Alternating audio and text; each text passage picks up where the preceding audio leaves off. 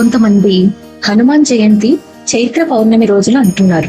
ఇంకొంతమంది ఇప్పుడే కాదు వైశాఖ మాసం బహుళ దశమి రోజు అంటున్నారు. ఇంతకీ హనుమాన్ జయంతి మనం ఎప్పుడు జరుపుకోవాలి అని తెలుసుకునే ముందు మంత్రస్వరం ఛానల్ ని చూస్తూ ఇప్పటి వరకు సబ్స్క్రైబ్ చేసుకోకపోతే తప్పకుండా సబ్స్క్రైబ్ చేసుకోండి. ఉత్తరాదిన అంటే నార్త్ ఇండియా వారు హనుమాన్ జయంతిని చైత్ర పౌర్ణమి రోజు జరుపుకుంటారు. చైత్ర పౌర్ణమి 2025లో ఏప్రిల్ 12వ తారీఖు వచ్చింది.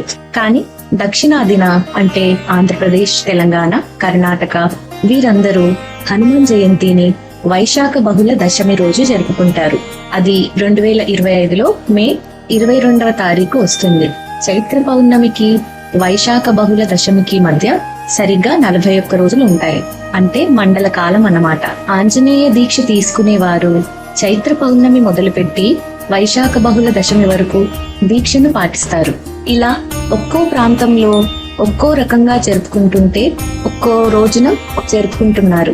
ఎందుకంటే కొందరు ఆంజనేయ స్వామి పుట్టిన తేదీనే హనుమాన్ జయంతిగా జరుపుకుంటే, మరి కొందరు ఆంజనేయ స్వామి చిన్నప్పుడు సూర్యుడిని పండుగ భావించి దాన్ని మింగి నిర్జీవులై ఉన్నారు కదా, ఆ తర్వాత త్రిమూర్తుల ద్వారా మళ్ళీ జన్మించారు.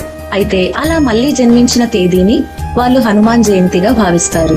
ఇంకొంతమంది ఆంజనేయ స్వామికి అమరత్వం వచ్చి సప్త చిరంజీవుల్లో ఒకరిగా మారారు కదా, ఆ తిథినే జయంతిగా భావించి హనుమాన్ జయంతి ఆ రోజును జరుపుకుంటారు. కాబట్టి ఎవరి ఆచారం ప్రకారం ఎవరి పెద్దవారు ఎలా చెప్తే ఆ రోజున మీరు హనుమాన్ జయంతి జరుపుకోండి. మా వైపున మేము వైశాఖ బహుళ దశమి రోజునే ఆంజనేయ జయంతిగా జరుపుకుంటాం. ఇక మీరు ఏ రోజున జరుపుకుంటారో కామెంట్స్ లో తెలియజేయండి.